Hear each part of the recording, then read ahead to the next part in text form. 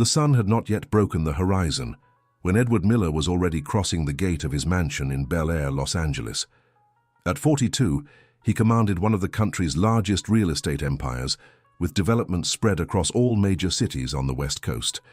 His name was synonymous with success in financial newspapers, but few knew the price he paid for that life of appearances. Inside the imported car, as the driver navigated the still empty streets, Edward allowed himself a brief moment to think about the only person who truly mattered: Laura, his 3-year-old daughter. The girl was all that remained of Anna Claire, the great love of his life. 3 years ago, when Laura was born, Edward had to make the most difficult choice a man could face. Anna Claire did not survive childbirth complications, and he found himself alone with a newborn in his arms and a void in his chest that seemed impossible to fill. In the first few months, between meetings and million-dollar negotiations, Edward would return home only to hold his daughter and cry in silence, feeling the weight of absence and responsibility. It was Mrs. Irene who saved those dark days. The housekeeper had already worked for the family for years, having been hired by Anna Claire during her pregnancy to help with preparations. A widow, childless, 55 years old, and with a lifetime dedicated to caring for other people's homes, Irene took Laura under her wing as if she were her own flesh and blood. She would wake before dawn to prepare bottles, change diapers with infinite patience, and sing lullabies in a soft voice that calmed the most desperate cries. Edward saw a blessing in that humble woman, but he also recognized that a child needed more than a housekeeper, no matter how dedicated. 18 months after the tragedy, pressured by his family and the feeling that Laura deserved an official maternal figure, Edward met Camilla Anderson at a charity event at the Beverly Hills Hotel, Los Angeles. She was 28, had a degree in public relations, possessed stunning beauty that turned heads wherever she went, and displayed a rehearsed charm that won everyone over. When Edward mentioned he had a young daughter, Camilla gushed about how much she loved children and dreamed of being a mother. The Miller family approved the relationship immediately. In 6 months, they were married. The ceremony was grand, with over 300 guests, coverage in society magazines, and a honeymoon in Paris. When they returned to Los Angeles, Camilla assumed her role as mistress of the house with impeccable elegance. She dressed in designer clothes, frequented the best beauty salons, hosted sophisticated dinners, and attended social events, always by her husband's side, smiling for the cameras. In photos published in society columns, she appeared holding Laura, kissing the girl's forehead, posing as the loving mother everyone believed her to be. Edward wanted to believe it. He needed to believe it. He left home at 5:30 in the morning and rarely returned before 9 at night. His routine was relentless: meetings with investors, site inspections, contractual negotiations, business trips that took him away for days. When he arrived home, he found Laura already asleep, Camilla dressed and perfumed, reporting how wonderful the day had been with her stepdaughter, and Mrs. Irene silently moving around the house, finishing household chores. He thanked his wife, kissed his sleeping daughter's forehead, and retreated to his office to review contracts until exhaustion overcame him. On weekends, Camilla shone. When there were lunches with the Miller family or visits from friends, she held Laura's hand, combed the girl's hair with colorful ribbons, and pretended to play with her in the garden while guests praised her dedication. Edward's mother, Mrs. Teresa, often repeated how lucky he was to have found such a special woman who had accepted to raise the daughter from another marriage with so much love.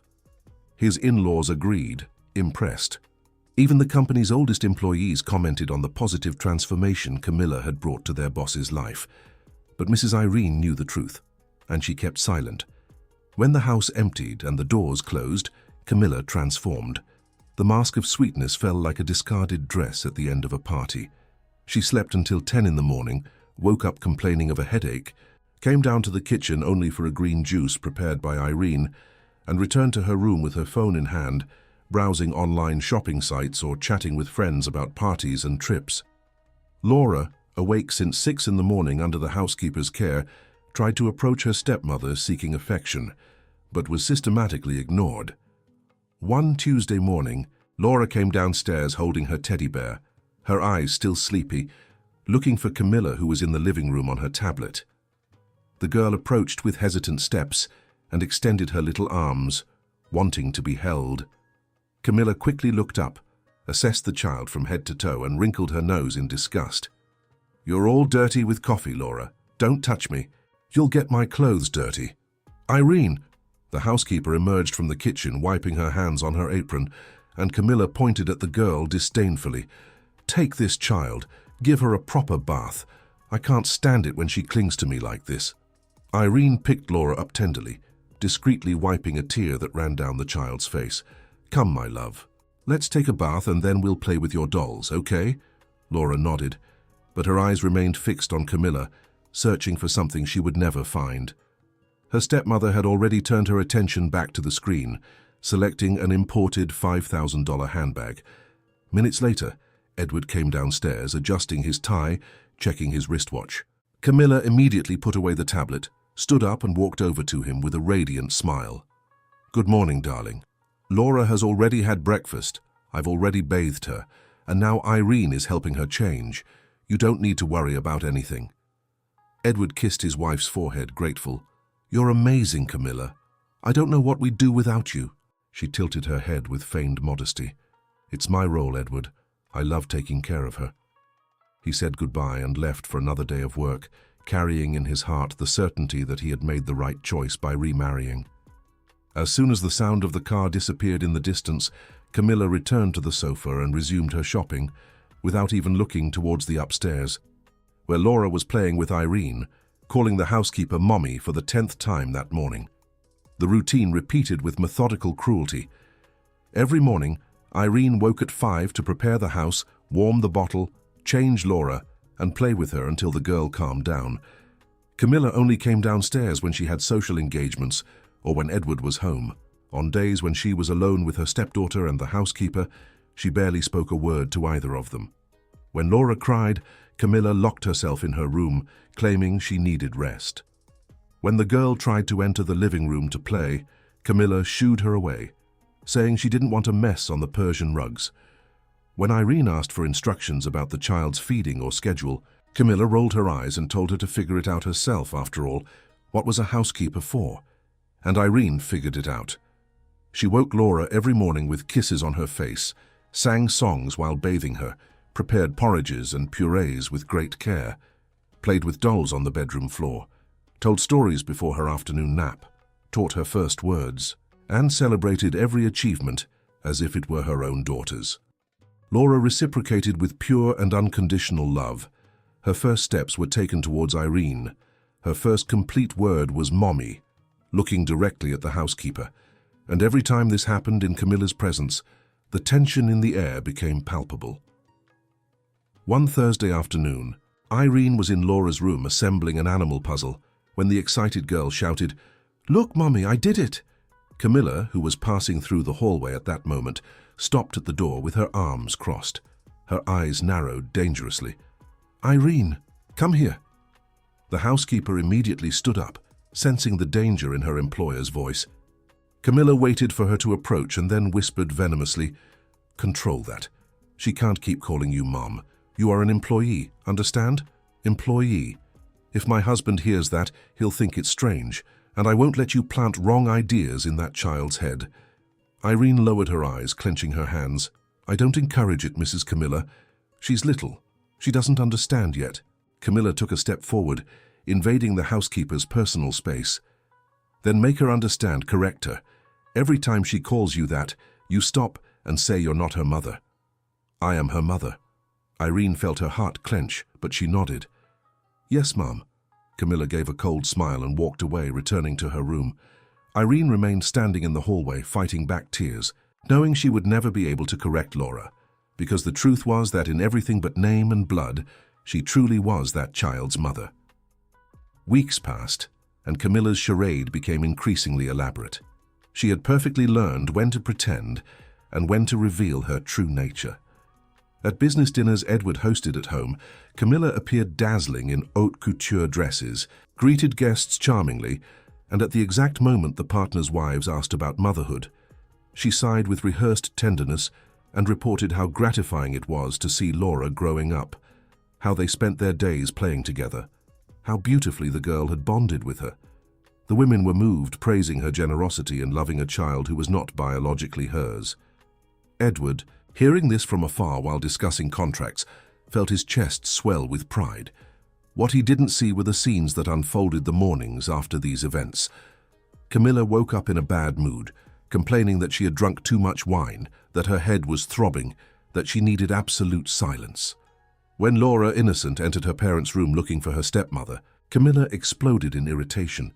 "Get out of here, I can't stand this noise. Irene, get this child out of my sight." The housekeeper rushed in, picked Laura up, and took her to the garden, inventing games to distract the girl from the rejection she had just suffered.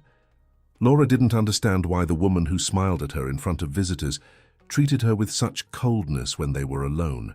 In mid-June, the Miller family organized a birthday lunch for Mrs. Teresa at Edward's house. Camilla prepared for days, choosing the perfect dress, planning the menu with a catering company, decorating the house with expensive flowers. On the day of the event, she was irreproachable. She held Laura's hand, introduced the girl to relatives as "my little daughter," and smiled for photos where she kissed the child's cheek. Mrs. Teresa, moved, hugged Camilla and thanked her for bringing joy back into Edward's and Laura's lives. "You are a blessing to this family, my dear. Anna Claire would be happy to know her daughter is in good hands." Camilla responded with fake tears in her eyes. "I do everything for love, Mrs. Teresa. Laura is my princess." Edward, observing the scene from afar, felt a lump in his throat. He thought of Anna Claire, how grateful she would be to know her daughter had such a dedicated new mother. He approached the two and hugged Camilla around the waist, whispering in her ear, "Thank you for everything you do for us." She returned the hug, but her eyes, when they shifted from her husband, were devoid of any genuine emotion. As soon as the guests left and Edward went upstairs to change, Camilla finally relaxed her posture. She took off her high heels with a sigh of relief, collapsed onto the sofa, and picked up her phone. Laura, still in her party dress, approached, wanting to show a drawing she had made that afternoon. "Look, Mommy Camilla, I made it for you." Her stepmother barely glanced at the paper. "Leave it on the table," Laura insisted, touching Camilla's arm. "But I made it with love." Camilla pushed the child's hand away with a brusque movement. "I said I'm tired. Irene, come get this girl." Irene emerged from the kitchen, where she was helping the catering team collect utensils. She gently took Laura's hand. "Come, my love, let's put your drawing on the refrigerator, where it looks very pretty." Laura handed the paper to the housekeeper, her eyes shining with unshed tears. As they went upstairs, Camilla was already on the phone with a friend, laughing loudly about how she had managed to fool her mother-in-law once again. "You should have seen the old woman's face thinking I'm a saint. If she knew how I can barely stand to be near that whiny child." Irene heard everything, but she kept going, taking Laura to her room. There she helped the girl take off her party dress, put on comfortable pajamas, and sat on the bed beside her. "Do you want me to read a story?" Laura nodded, snuggling into the housekeeper's lap. "Do you like me, Mommy Irene?"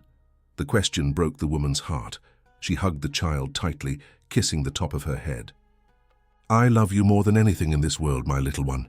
Never forget that." Laura smiled, finally at peace, and fell asleep in the arms of the person who truly loved her. The months of July and August brought intense cold to Los Angeles. Edward had to travel to Los Angeles and Phoenix for negotiations that lasted weeks. He called home every night, asking about Laura, and Camilla always had a prepared answer. "She's great, darling. Today we spent the whole afternoon drawing together. She's growing so fast, you'll be surprised when you get back." Edward smiled on the other end of the line, grateful to have such a present wife. The reality was quite different. With Edward away, Camilla didn't even bother to keep up appearances.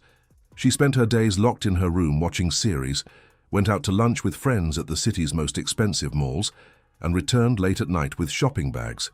Laura was entirely in Irene's care. The housekeeper took on everything, waking the girl, giving her breakfast, playing with her, teaching her the first letters of the alphabet, preparing lunch and dinner, bathing her, putting her to sleep. It was almost 16 hours a day of uninterrupted dedication, but Irene didn't complain. That child had become the reason for her existence. One Thursday afternoon, Camilla returned home early and found Irene and Laura playing house in the living room. The girl was laughing, pretending to serve tea to the housekeeper, who participated in the game with genuine enthusiasm. The scene deeply irritated Camilla, not because she felt emotional jealousy, but because it was a threat. If anyone witnessed that intimacy between the employee and the child, they might start asking inconvenient questions. She clapped her hands sharply, getting their attention. "Irene, don't you have work to do? The house doesn't clean itself." The housekeeper immediately stood up. "Yes, ma'am.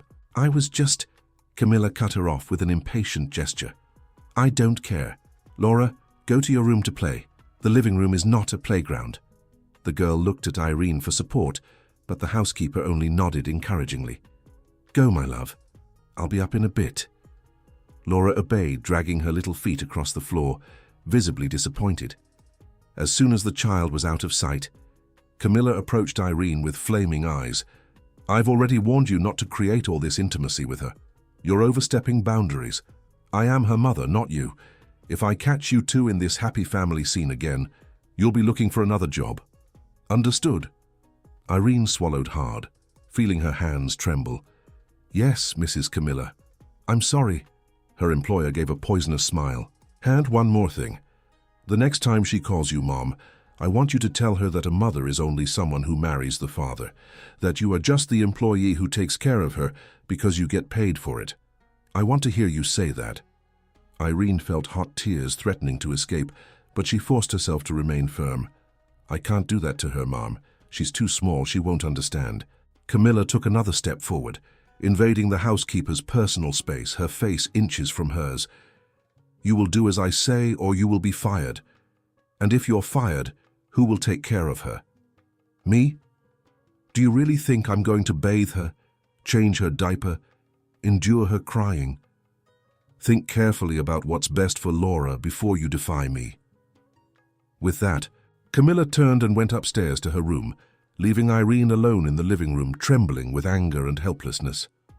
That night, Irene cried for the first time since she started working in that house. She cried in the maid's bathroom with the faucet running to muffle the sound, feeling trapped in an impossible snare. If she told Edward the truth, she would be fired instantly by Camilla, and Laura would be completely unprotected. If she remained silent, she would continue to be humiliated and witness the emotional neglect the child suffered daily. There was no way out. Or rather, there was only one: to continue loving Laura in secret, protecting her as best she could, and praying that one day the truth would come to light on its own. When Edward finally returned from his trip in early September, he brought gifts for everyone. For Camilla, a diamond necklace bought at a Los Angeles jewelry store. For Laura, an imported doll that spoke and sang songs. And for Irene, a box of fine chocolates, thanking her for taking such good care of the house and his daughter during his absence. Camilla received the gift with effusive kisses and thanks. Laura hugged the doll with joy, but soon dropped it to run to her father and hug him tightly. And Irene accepted the chocolates with a discreet smile, holding in her heart the bitterness of knowing that this good, hard-working man was being deceived every day under his own roof. September brought the promise of spring, and also a subtle change in the mansion's routine. Edward began to notice small details that had previously gone unnoticed. One morning, coming downstairs earlier than usual, he found Irene already in the kitchen preparing Laura's bottle, while Camilla still slept soundly upstairs. He casually commented, "You wake up very early, Irene." "Camilla doesn't need to worry about these things. You're already here." The housekeeper smiled awkwardly. "I like to wake up early, Mr. Miller, and Mrs. Camilla needs to rest. She does so much during the day." Edward accepted the explanation without questioning. After all, Camilla always reported her exhausting afternoons, taking care of Laura, and he had no reason to doubt. But that same week, during a quick breakfast before heading to the office, Laura ran down the stairs and shouted excitedly, "Mommy!" Edward smiled, expecting the girl to run to Camilla, but Laura walked straight past her stepmother and threw herself into Irene's arms, who was setting the table. The silence that followed was awkward. Camilla cleared her throat and quickly said, "She's still confused with words, darling. I'm teaching her, but it takes a while." Edward nodded, but a seed of doubt was planted. Why did his daughter call the housekeeper Mom and not his wife? He pushed the thought away, attributing it to the child's age and natural familiarity with Irene. He said goodbye with a kiss to Camilla and left for another day of work. But that scene kept bothering him all morning. In the afternoon, during a particularly tedious meeting about urban zoning, Edward found himself thinking about his daughter. When was the last time he had really spent time with Laura? When was the last time he had seen her play, laugh, run in the garden? Guilt tightened in his chest. He was building a financial empire, but losing the precious years of his only daughter's childhood. That night, Edward came home determined to change. He went straight to Laura's room and found the girl already in her pajamas, sitting on the bed with Irene beside her, reading a storybook. Camilla was nowhere in sight. "Can I join?" he asked from the doorway. Laura lit up and waved enthusiastically. Edward sat on the other side of the bed and listened to Irene finish the story of Little Red Riding Hood. When the housekeeper closed the book, Laura yawned and snuggled between her father and Irene. "Good night, Daddy. Good night, Mommy." Edward felt his body tense. The girl had called Irene Mom again, and this time he was present to hear it clearly. Irene quickly stood up, visibly uncomfortable. "I'll leave you two to talk. Good night, Mr. Miller. Good night, Laura." She left the room in a hurry, and Edward was left alone with his daughter. He lay down beside her and stroked her hair.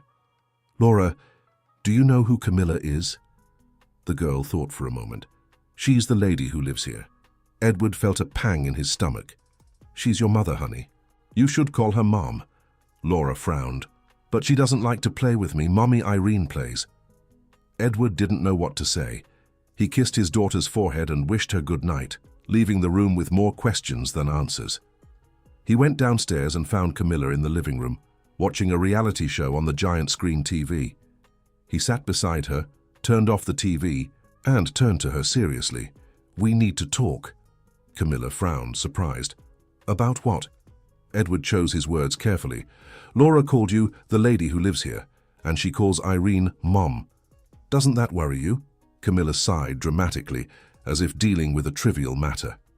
"Edward, she's 3 years old. Children that age get things confused. Irene spends more time with her because I have other responsibilities in the house, but I'm always present when it matters."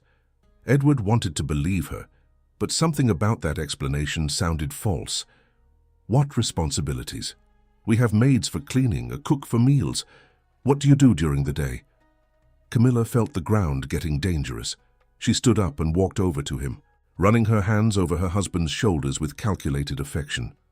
"Darling, I take care of 1,000 things you can't even imagine. I supervise the staff, organize the house, plan our meals, take care of Laura when she needs it. You're stressed with work and projecting it onto me. It's not fair."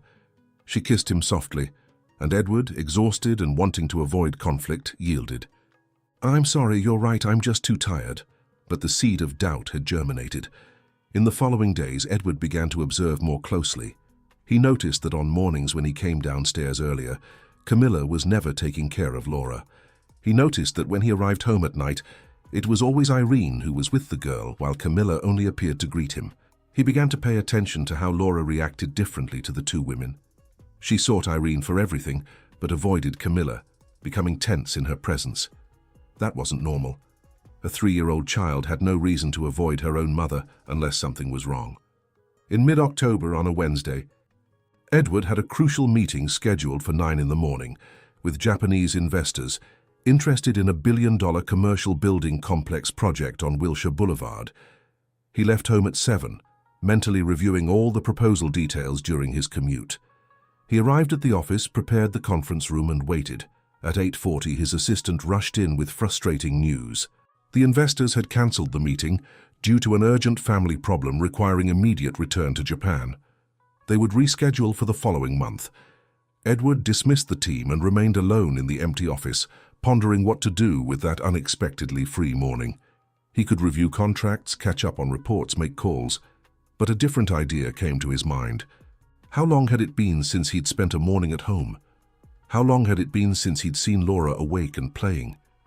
He grabbed his car keys and decided to go home, surprise the family, maybe have a quiet breakfast with Camilla and Laura. The idea cheered him up. He called his driver, dismissing him, and drove himself back to Bel Air. It was 9:15 when Edward parked in the mansion's garage. He entered through the side door, which led directly to the kitchen, wanting to catch Camilla by surprise. The house was silent.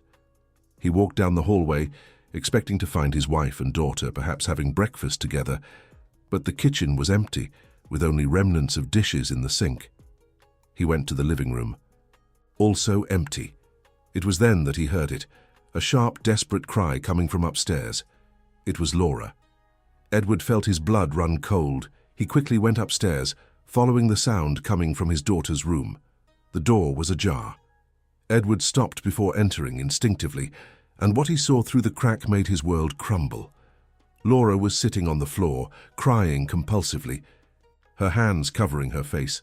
Irene was kneeling beside her, trying to calm her with a soft voice, stroking the girl's hair, and Camilla stood with her back to the door, arms crossed and an expression of absolute disgust on her face. "I already said I can't stand this crying. Do you think I'm a nanny? I didn't marry Edward to take care of a whiny brat."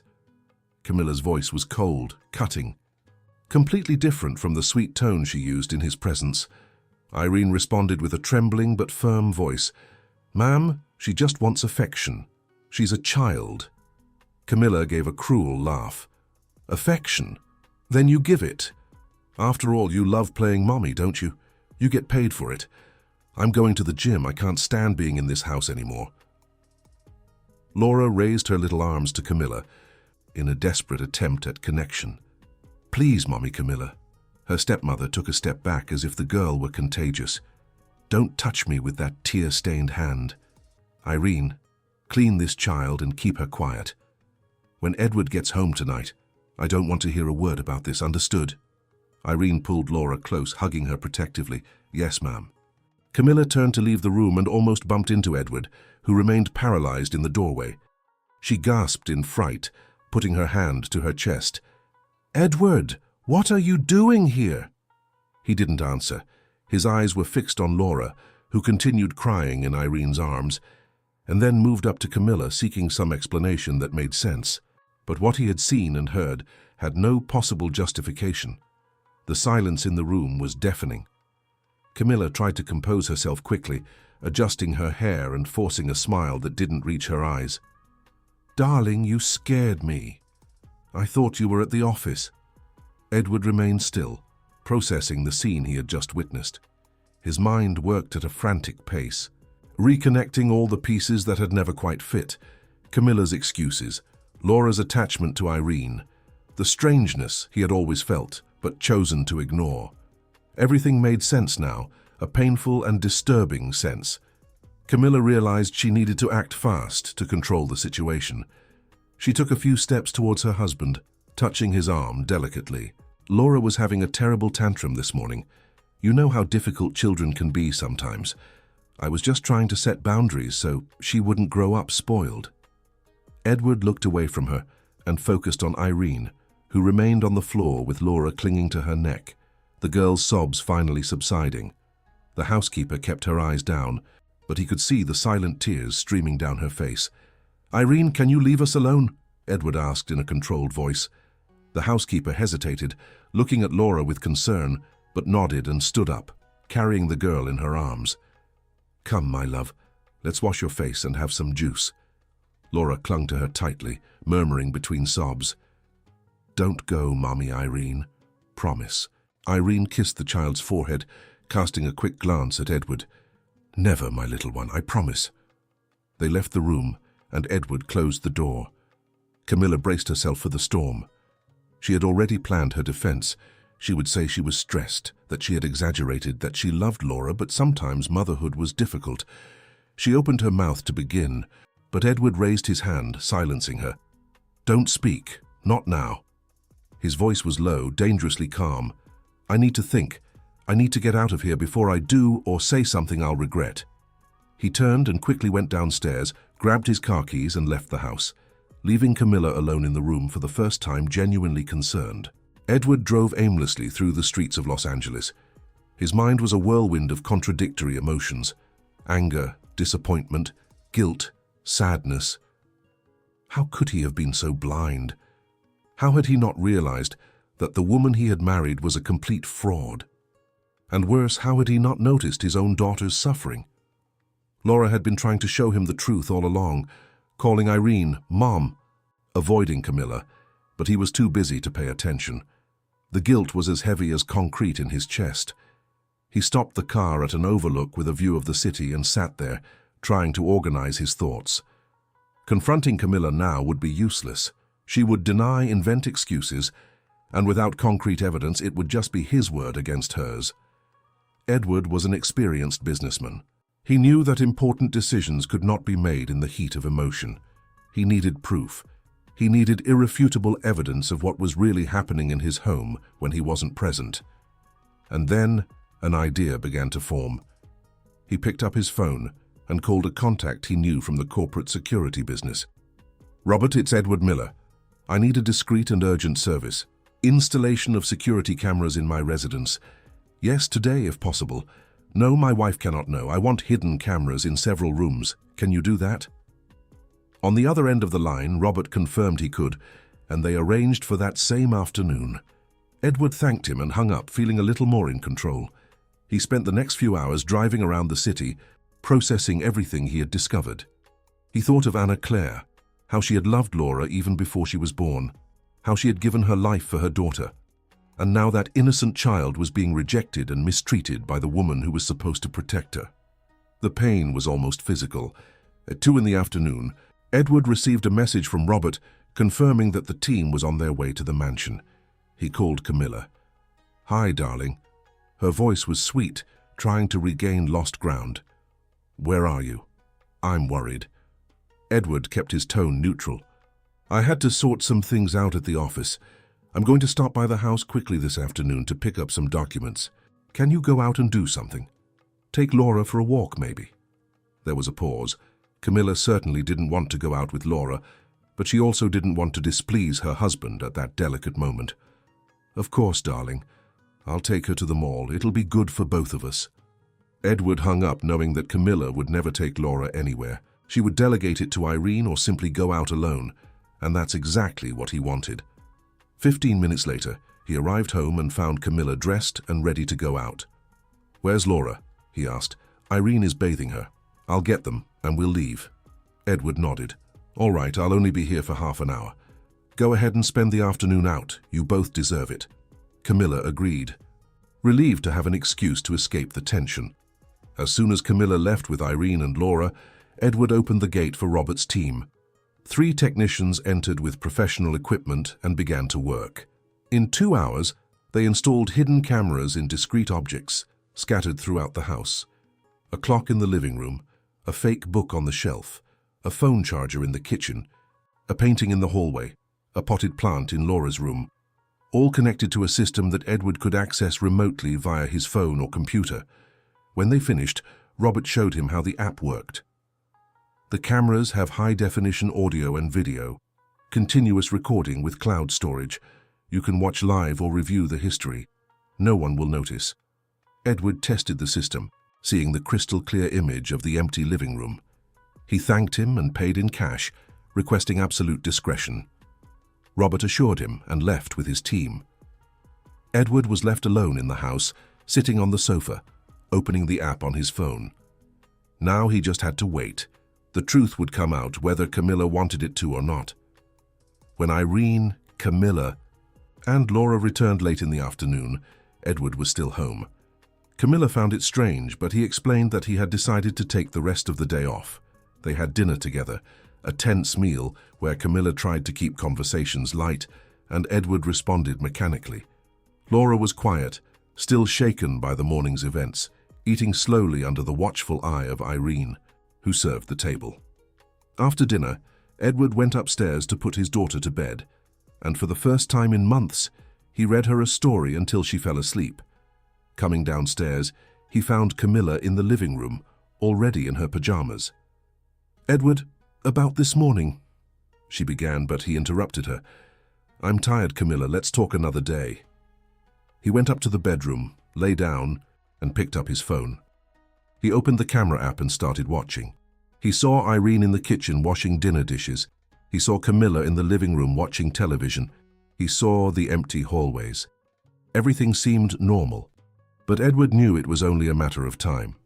In the next few days, the cameras would capture the truth he needed to see. The next morning, Thursday, Edward left for work as usual, but this time with his phone configured to receive notifications whenever the cameras detected movement or loud sound. During a meeting with architects, his phone vibrated. He made an excuse and left the room, opening the app. It was Camilla in the living room on the phone with someone. He put on his headphones and listened. "I swear to you, Helen, I almost had a heart attack when I saw him standing at the door. I don't know how much he heard." His friend's voice on the other end was muffled, but Camilla's response was clear. "No, I gave some excuse about a child's tantrum. He seemed to buy it. But I'll have to pretend better for a while. What a pain. I can't wait for him to travel again and for me to have peace." Edward felt anger rise in his throat, but he kept listening. "Irene? Oh, she's still playing mommy. But as long as she does the dirty work, it's fine. I'll pretend I don't see it." Edward closed the app, taking a deep breath to control his fury. Camilla showed not an ounce of remorse. This wasn't a mistake. It wasn't a moment of weakness. It was who she truly was. He returned to the meeting, but could barely concentrate. His mind was already working on the next step, divorce. But not just any divorce. He would need proof so solid that Camilla would have no escape, losing any right to their marital assets, and that proof was being recorded every second. For the next 4 days, Edward lived a double life. In the morning, he left for work as always, but spent a good part of the day monitoring the cameras on his phone, watching the real life happening in his house. At night, he returned and feigned normality, talking to Camilla about trivial matters, having family dinner, putting Laura to sleep. It was an exhausting but necessary act. Every hour of recorded footage was another piece of evidence for the case he was meticulously building. The images he captured were devastating. On Friday morning, he watched Camilla come downstairs in her bathrobe at 10 o'clock, grab a juice from the refrigerator, and return to her room without even asking where Laura was. The girl, at that moment, was with Irene in the garden playing with soap bubbles, genuinely laughing for the first time that week. Edward saved the video, marking it as evidence. In the afternoon, he captured Camilla on the phone with her own mother, Mrs. Marcia, complaining about married life. "Mom, I can't stand pretending to like that child anymore. It's a pain to have to smile at her when we have visitors. Thank God Irene does everything, otherwise I would have gone crazy." Mrs. Marcia's voice was equally despicable. "Hold on a little longer. Honey, you married well, you have a good life. When he turns 45, you file for divorce and leave with half of everything. It's worth it." Camilla laughed. "I know. That's why I'm here. But some days I really think about leaving everything behind." Her mother reprimanded her. "Don't be silly. Luxury is expensive. Ride it out." Edward paused the video, feeling nauseous. Everything was calculated. The entire marriage was a financial fraud. On Saturday, taking advantage of some work commitments in the morning, Edward left early and monitored remotely. At 9 o'clock, he witnessed a scene that broke his heart. Laura was in the living room holding a drawing she had made and timidly approached Camilla, who was on the sofa on her phone. "Mommy, Camilla, I made this for you." Her stepmother didn't even look up. "Leave it on the table," Laura insisted, "but I wanted to give it to you." Camilla sighed impatiently. "Laura, I'm busy. Go play in your room." The girl stood still, holding the drawing, and then asked in a small voice, "Don't you like me?" Camilla finally looked at her, and Edward saw the expression of pure annoyance on his wife's face. "I do, but you're too clingy. Go play by yourself for a bit." Laura dropped the drawing on the floor and ran upstairs, crying. Camilla returned to her phone as if nothing had happened. Seconds later, Irene appeared in the living room, picked up the drawing from the floor, looked at Camilla with contained disapproval, and went upstairs to console the girl. Edward saved the video with hands trembling with rage, but the worst was yet to come. On Monday afternoon, Edward witnessed the scene that would become the definitive proof. He was in a meeting when he received a notification of loud sound detected in the kitchen. Discreetly, he opened the app and saw Irene and Camilla face to face. The housekeeper was washing dishes, and Camilla approached with a threatening expression. "Irene, you're overstepping your boundaries again. I saw you hugging Laura in the garden earlier today. I've already warned you about this." Irene turned, wiping her hands. "Ma'am, she was crying. I just comforted her." Camilla took a step forward, invading the housekeeper's personal space, and her voice came out low and venomous. "Listen carefully to what I'm going to tell you. If you tell Edward anything about how I treat Laura, about our conversations, about what happens here during the day, you will be fired immediately.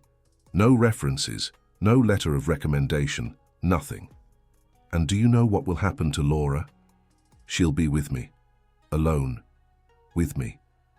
Imagine what her life will be like without you here to protect her. So think carefully before you open your mouth." Irene turned pale but maintained her upright posture. "I would never do anything that would harm Laura, ma'am." Camilla smiled coldly. "Excellent. Then we continue with this agreement of silence. You pretend I'm a good mother when he's here, and I pretend I don't care that she calls you Mom when we're alone. Everyone happy." With that, Camilla left the kitchen. Irene remained standing, holding onto the sink for support, and Edward saw tears begin to stream silently down the housekeeper's face. He saved the video, feeling a mixture of anger towards Camilla and profound gratitude for Irene. That same night, Edward acted.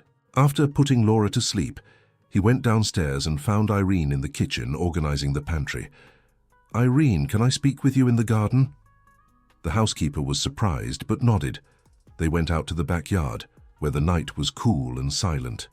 Edward turned to her, and for the first time since that charade began, he allowed himself to be completely honest. "I know everything."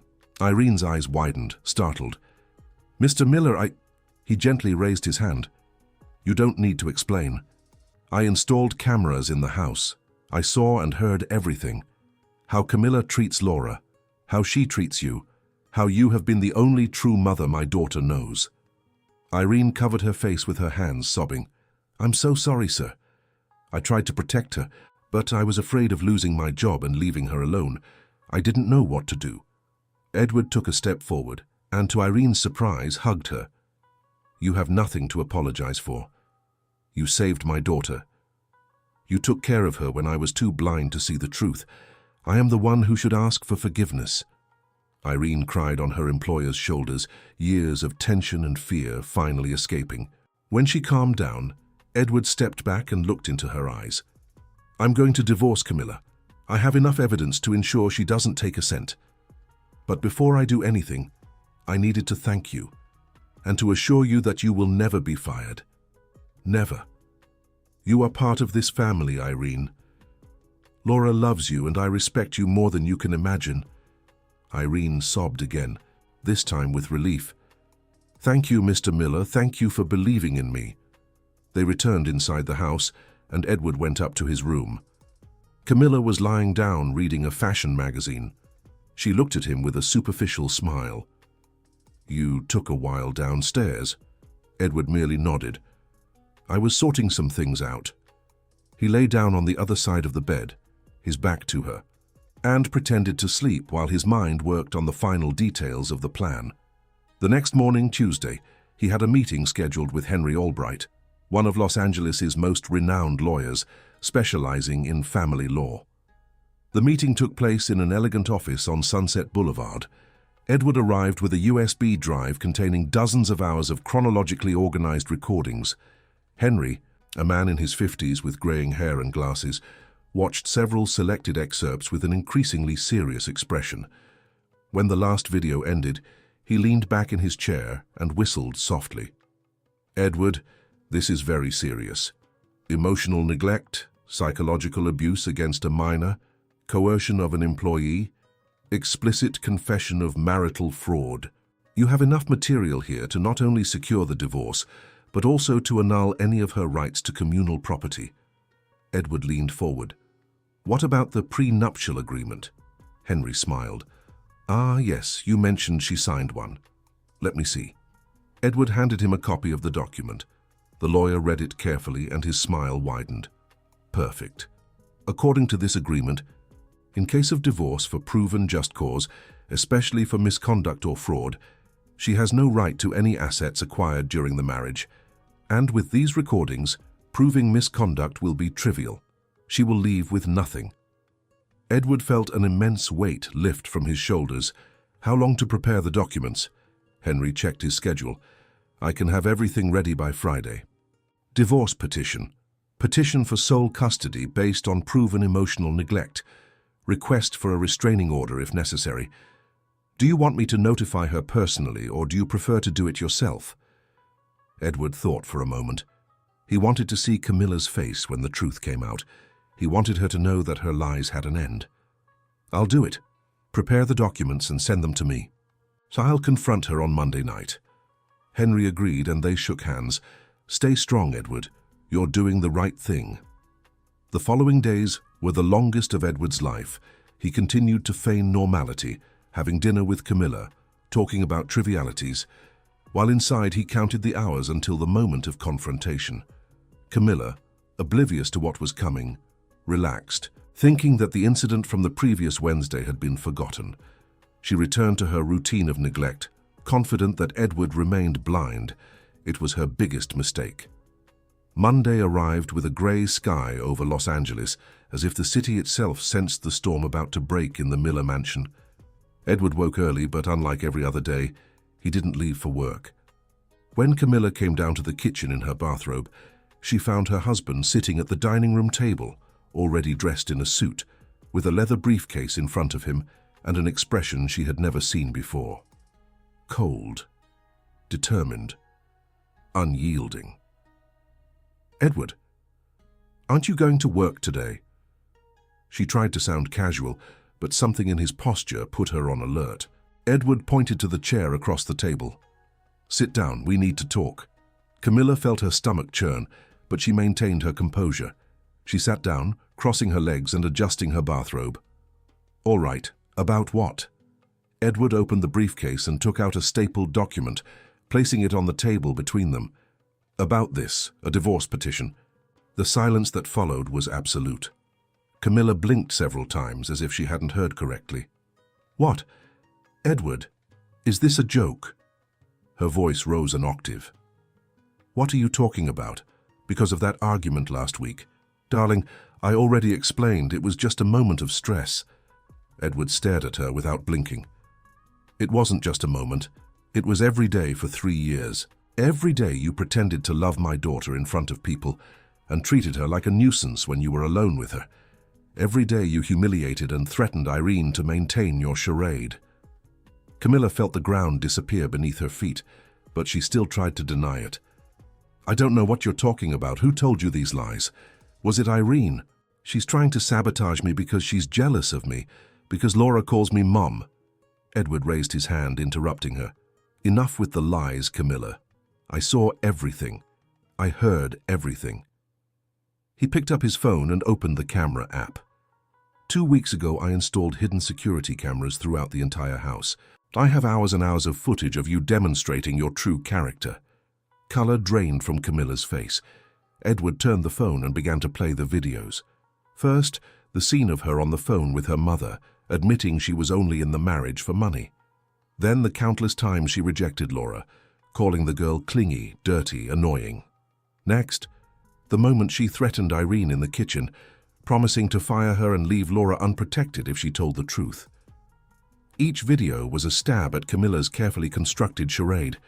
She tried to grab the phone, but Edward pulled it away. It's no use. Everything is saved in the cloud, with copies on several servers. My lawyer already has access to everything. You cannot delete the evidence. Camilla stood up abruptly, the chair scraping against the floor. Edward, please listen to me. I know I made mistakes. I know I was an idiot. But I can change. I promise I'll be better. I'll truly love Laura. I'll be the wife you deserve. Give me a second chance. Tears began to stream down her face, but they were tears of desperation, not remorse. Edward remained seated, impassive. You had 3 years of chances, Camilla. 3 years to be honest. 3 years to love my daughter. You chose to lie every day, manipulate everyone around you, and use an innocent child as a ladder to a life of effortless luxury. There is no second chance for that. He pushed the document towards her. Sign it. Camilla took the papers with trembling hands and began to read. Her eyes widened as she saw the terms, divorce for just cause, sole custody of Laura for Edward, activation of the misconduct clause in the prenuptial agreement resulting in no right to communal property. This means I leave with nothing. Her voice was an incredulous whisper. Edward confirmed with a nod. Exactly. No alimony, no division of assets, nothing that belongs to me or Laura. You signed a prenuptial agreement without reading it when we got married, remember? It specified that in case of proven fraud or misconduct, you would waive everything. And I have more than enough proof of misconduct. Camilla let the papers fall on the table, her eyes filling with genuine tears for the first time. Not for love, but for the realization of financial loss. Edward, you can't do this to me. I gave up my career to marry you. I dedicated 3 years of my life to this family. Edward gave a humorless laugh. Career? You were an event assistant earning $2,000 a month when we met. And dedication? Camilla, you dedicated nothing but lies. The only person who dedicated something real to this family was Irene, and you treated her like trash. He stood up, picking up the briefcase. You have until tomorrow at noon to pack your bags and leave this house. You can take your clothes, your personal belongings. Nothing bought with my money during the marriage stays with you. Camilla threw herself to her knees, grabbing the hem of his pants. Please, Edward, I love you. I love Laura. I know I didn't show it, but I can learn. Give me a chance, please. Edward pulled away, feeling repulsion. You don't love me, you never loved me, and you definitely don't love Laura. If you did, you would have taken care of her. You would have been her real mother. Get up and sign the document, or I will file a lawsuit and expose all the recordings in court. The choice is yours. Leave discreetly or leave publicly humiliated. Camilla remained kneeling for a few more seconds, realizing there was no way out. Slowly she stood up, took the pen Edward offered, and signed the papers with trembling hands. Edward took the document, put it in his briefcase, and turned to leave. Edward, wait. Her voice was broken. What will I do? Where will I go? He stopped at the door without turning around. That's no longer my problem, Camilla. You made your choices. Now live with the consequences. He went upstairs, leaving her alone in the living room, her world crumbling around her. In Laura's room, Edward found the girl playing with Irene. The housekeeper quickly stood up when she saw him enter, but he smiled reassuringly. Irene, please stay. In fact, I need to talk to you. He sat on the floor beside them, and Laura immediately climbed onto her father's lap. My little princess, Daddy needs to tell you something. Camilla is leaving our house. She won't live here with us anymore. Laura blinked, processing the information. She's leaving forever. Edward nodded. Yes, forever. The girl thought for a moment and then asked, And Mommy Irene will stay? Edward looked at the housekeeper, whose eyes were moist. Mommy Irene will stay. In fact, I wanted to propose something, Irene. You are no longer just our employee. You are family. I want you to move into the guest room down the hall, to eat with us at the table, to officially be Laura's maternal figure. Not as an employee, but as part of us. Do you accept? Irene covered her mouth with her hands, tears streaming freely. Mr. Miller, I don't know what to say. That would be an honor, an immense honor. Laura jumped from her father's lap and hugged Irene tightly. I love you, Mummy. Irene kissed the girl's head, her heart overflowing with happiness. I love you too, my darling. So much. Edward joined the hug, and the three stood there, forming a true family based on real love and not false appearances. When they separated, Edward wiped his tears and smiled. Now we'll have to get the guest room ready for you. And tomorrow, as soon as Camilla leaves, we'll have a party just for us. What do you think, Laura? The girl clapped her hands excitedly. Party! With cake! Edward laughed. With cake and everything. And maybe we can spend the whole day playing at the park. No work, no worries, just the three of us. Laura vibrated with happiness, and Irene smiled through her tears. For the first time in years, the Miller house had true joy circulating through its rooms. Edward spent the rest of the day helping Irene organize her things in the new room, while Camilla remained locked in the master bedroom packing and crying. The next morning, Tuesday, Camilla came downstairs with 3 large suitcases and 2 handbags. Her face was swollen from crying, her makeup smudged. Edward was waiting in the living room, arms crossed. A driver will take you wherever you want to go. After that, I want no more contact. Any necessary communication will be made through the lawyers. Camilla tried one last time. Edward, at least give me some money to start over, just to rent an apartment, get back on my feet. Edward maintained a firm expression. No, you received 3 years of luxurious life without working. That was more than enough. Now you'll have to fend for yourself like any ordinary person. Perhaps then you'll learn the value of things. Camilla realized it was useless to beg. She picked up her bags and walked to the door. Before leaving, she turned one last time. "You'll regret this, Edward Miller." He replied calmly, "The only thing I regret is taking so long to see who you really are. Have a good life, Camilla." She left, slamming the door, and Edward heard the sound of the car departing. He went upstairs and found Laura and Irene at the bedroom window, watching the vehicle disappear down the street. Laura turned to her father with bright eyes. "She really left?" Edward nodded. "She did, and she won't be back." The girl thought for a moment and then smiled the most genuine smile he had ever seen.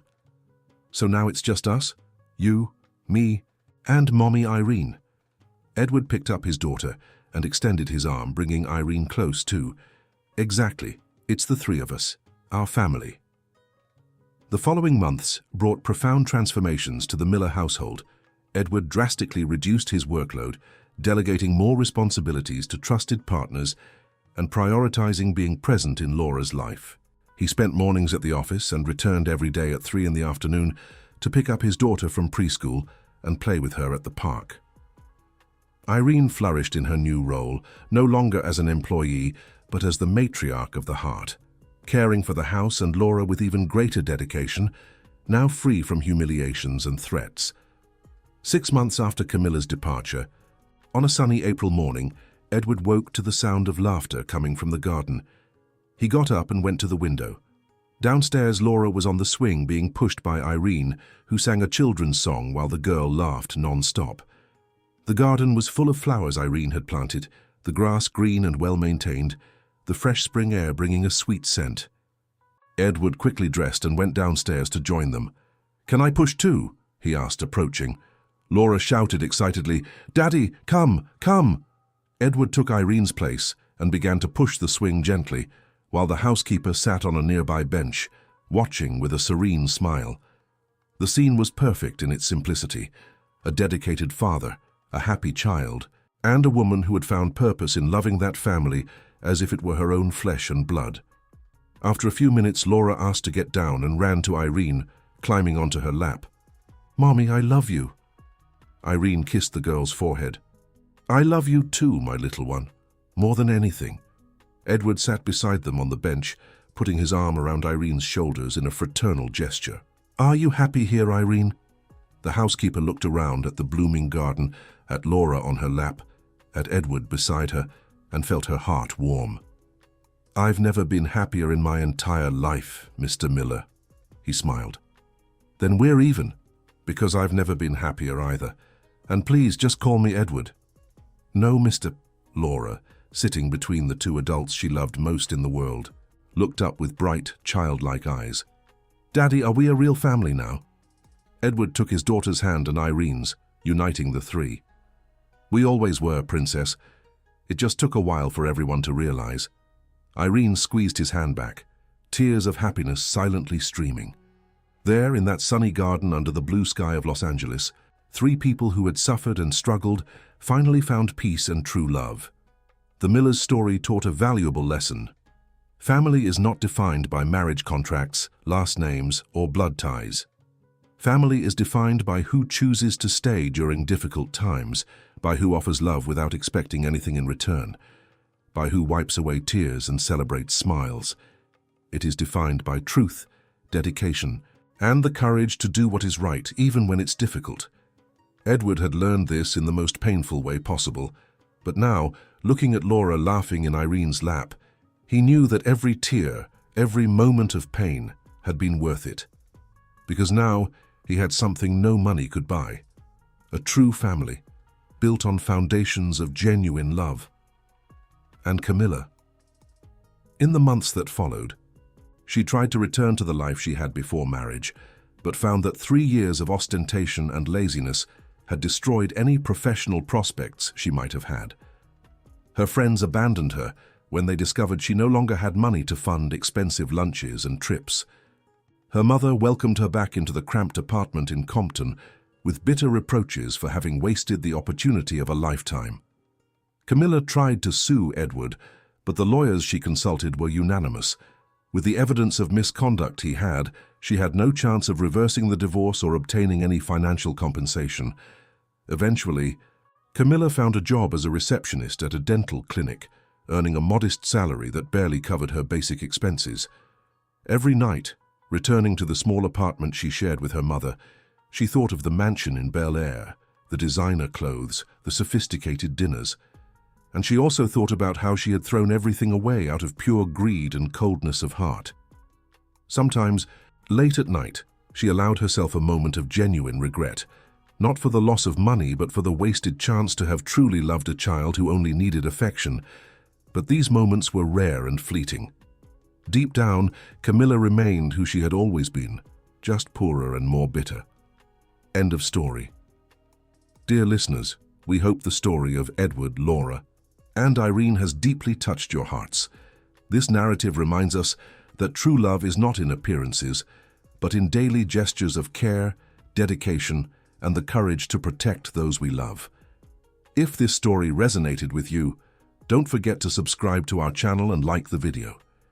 Every day we bring unique narratives that celebrate the complexity of life, the power of genuine love, and the strength of truth. Tell us in the comments, have you experienced or do you know a similar story?